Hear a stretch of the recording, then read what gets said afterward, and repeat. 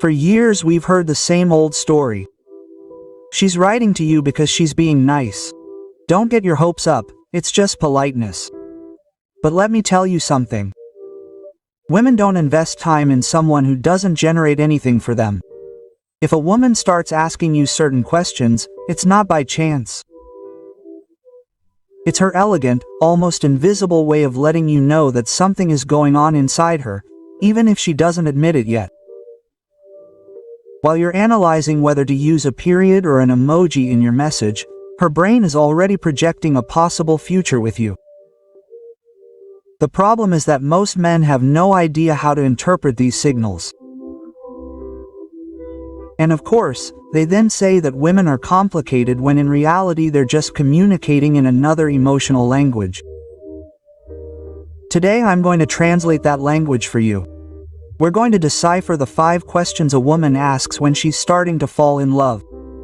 Questions that, if you know how to recognize them, can completely change the way you understand relationships. Because yes, there are clearer signals than "I love you," only almost no one notices them. So before we begin, if this video is of value to you, I invite you to subscribe and turn on notifications. Remember, knowledge without action is useless. That said, adjust your headphones, because here we go. First, she doesn't fall in love all of a sudden, she studies you in silence.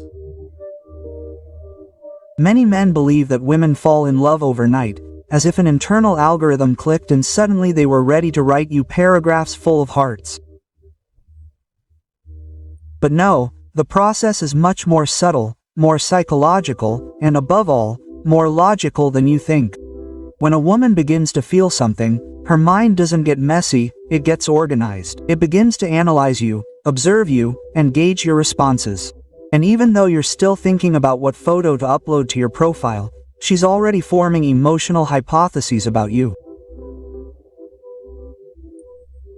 The thing is that she doesn't do it openly, she does it in the form of small questions, seemingly innocent comments, observations that seem casual but hide a deep intention. And that's where most men fail. They think they're having a light conversation when in reality they're being assessed as if it were a covert emotional interview. And the funny thing is, she's not trying to manipulate you. Her brain is simply processing compatibility. You see, when a woman is interested, she's not looking so much for what you say, but how you think. Your every response becomes a piece of her emotional puzzle. You're stable, you have direction, you can handle uncertainty without collapsing. She won't ask you to your face, but she'll be sizing you up the whole time. And you, meanwhile, probably think they're just talking about the new Netflix series. It's funny because if there were a way to see what's going on inside her mind, you'd see a veritable emotional laboratory, her thoughts jumping between what she feels, what she imagines, and what she projects. Men, on the other hand, tend to operate on a more basic system. If there's chemistry, we like her, if not, we move on, but women don't. They investigate, analyze, and then decide. And that's not manipulation, it's strategic emotional intelligence. Men tend to confuse interest with politeness and emotional depth with drama. That's why so many miss real opportunities. They get distracted looking for exaggerated signals, a statement, an obvious look, when in reality the real signals are silent. They're the questions that come for no apparent reason, the short but constant messages, the little check-ins that seem like nothing but mean everything. So before you think that she's just being nice or that she probably treats everyone like this, pay attention, because when a woman starts to imagine you in her future, she doesn't announce it with fireworks, she does it with something much more subtle. Curiosity, and when you know how to read it, is the beginning of the real emotional game, and right there, at that point where most people don't see anything, the signals that we're going to decipher now begin. First question, where do you see yourself in 5 years? If a woman asks you this question, she's not looking for a philosophical talk about your goals. She's analyzing your level of direction without you realizing it. It's her emotional radar at work. While you think you only want to know if you're going to go on a trip or change jobs, she's measuring something much more important. Whether your life has direction or you're just floating around in existential tourist mode. Many men fall short right there. They respond with evasive responses like, "I don't think about the future that much," or with catalog phrases like, "I live in the present." Sure, it sounds spiritual, but what she hears is, "I have no idea what I'm doing," because even if she doesn't say it, she's looking for signs of stability, focus, purpose. She doesn't need you to have a perfect plan. She just wants to know if there's something solid behind your confident smile. Her mind does the math. If you say you want to improve, learn, grow, you've already won points. But if your answer sounds empty or rehearsed, her brain kicks into high gear, not because she's calculating, but because she knows that investing in someone without direction is like buying a ticket to a destination that doesn't exist.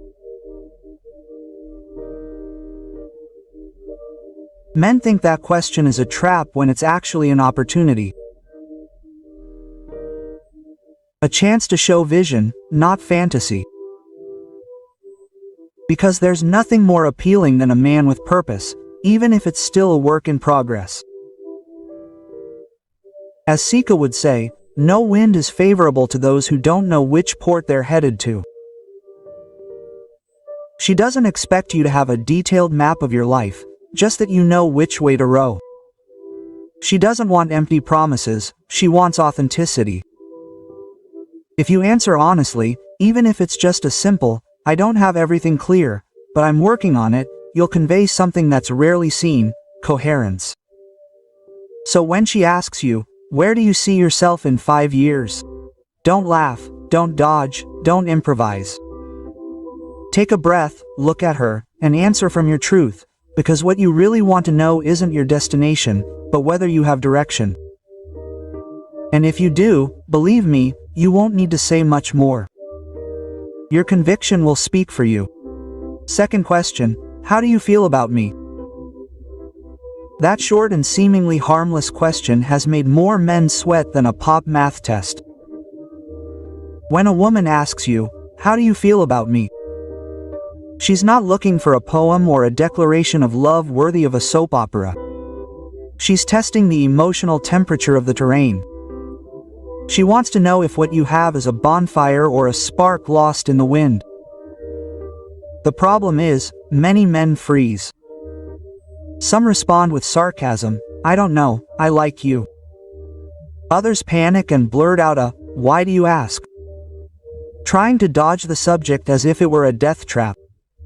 The irony is that she's not really trying to trap you, she's trying to understand you.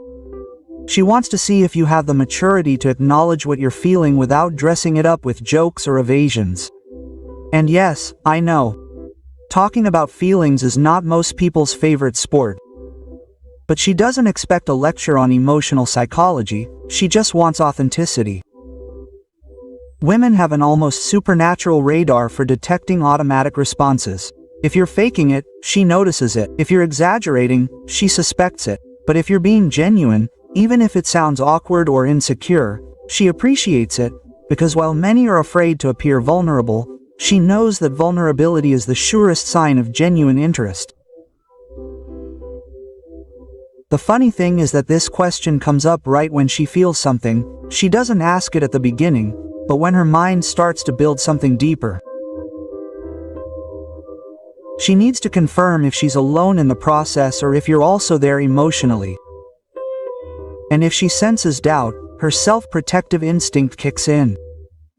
She doesn't do it out of drama, but because she knows that investing in someone who's emotionally absent is like dancing alone with the music turned off. Epictetus said, "It's not what happens to you, but how you react to it that matters." In this case, it's not so much what you feel, but how you communicate it. If you belabor the point, if you minimize, if you make jokes to get out of trouble, your reaction tells her more than your words. She doesn't need a perfect statement, she needs coherence between what you say and how you look at her while you do it. So the next time she asks you, don't take it as an emotional test. Answer her without embellishment. I care about you. I enjoy being with you. You do me good. Simple, real, because the truth told without fear carries more weight than any rehearsed speech. And if you can say it calmly, without fear of the silence that follows, you will have passed the test that really matters. Question 3. Did you eat? Did you get home okay? How was your day? 3 questions so simple that many men don't even take them seriously. But here's the uncomfortable truth. Those phrases that sound like everyday pleasantries are actually the most accurate radar of female affection.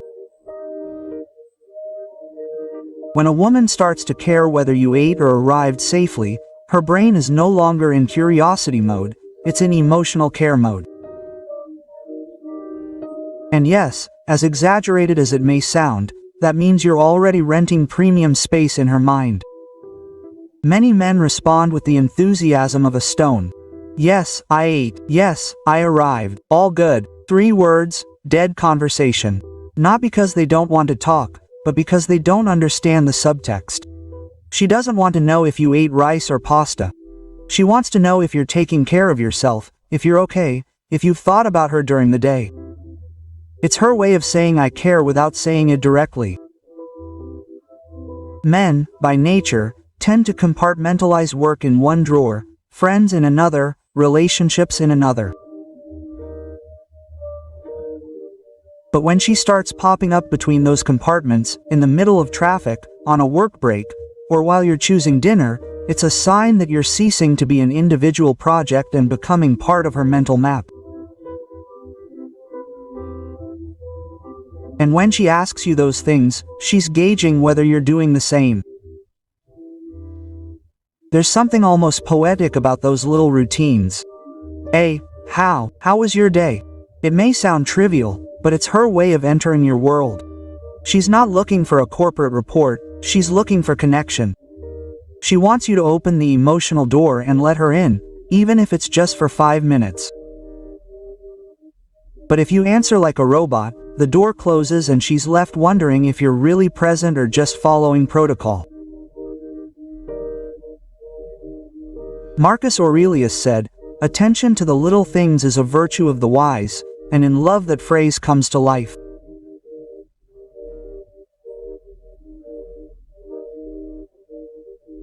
Small questions are the building blocks of trust. Ignoring them is like letting a roof leak because it's not serious yet. So next time she texts you, don't answer with a monosyllable. Give her something human back, something that says, "Yes, I remembered you too." Because love is not ultimately demonstrated in grand declarations, but in small gestures of care repeated every day. And if you still don't understand, don't worry. She will keep trying until she gets tired. 4th question. Do you want to meet my family?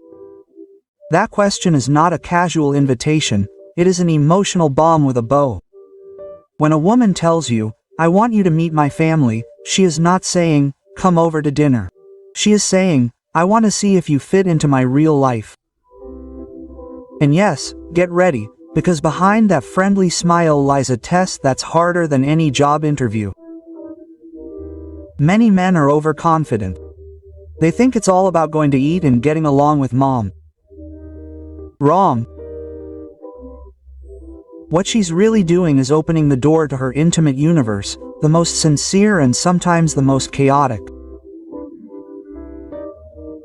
She wants to see how you behave in that environment, how you handle family chaos, the awkward uncle, the protective brother or the grandmother who looks at you with her eyes as if she were deciding if you're worthy of the last name.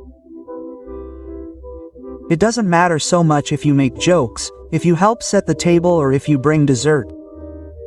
What she's looking for is how you fit in, if you're authentic or if you feign charm. Because when she invites you to meet her family, she's looking for consistency. She wants to see if the man who makes her fall in love in private can maintain the same level of respect and confidence in public in front of the people who matter most to her. Most men don't understand the symbolic weight of that gesture. It's not just that my family wants to meet you, it's that I'm considering a future with you and I need to see if this world can be one. It's her way of testing whether you're someone temporary or someone capable of integrating realities. And yes, it may sound scary, but it's also the greatest compliment she can give you. It means she sees you as a real possibility, not a hobby. Seneca said, "Nothing noble is achieved without risk," and introducing yourself to her family is indeed an emotional risk, because if you don't handle it well, she'll take notice. But if you do it naturally, without overacting or impressing, you'll earn something more powerful than her mother's approval, her trust. So when that invitation comes, don't think about whether the food will be good or whether you should bring flowers. Think of it as crossing a threshold. If the family accepts you, it's not just luck, it's a sign that you knew how to be yourself where it mattered most, because in the end it's not about winning everyone over, but about showing her that she can take you by the hand into her world without fear of regretting it later. Fifth question. What have you been thinking about lately? At first glance, it seems like a harmless question, but when a woman asks you what you've been thinking about lately and isn't trying to fill an awkward silence, she's opening a window into your mind. It's her subtle way of saying, "I want to know if I still have a place in there." And yes, she does it with such effortless calm that you don't even suspect she's just launched into a covert emotional interrogation.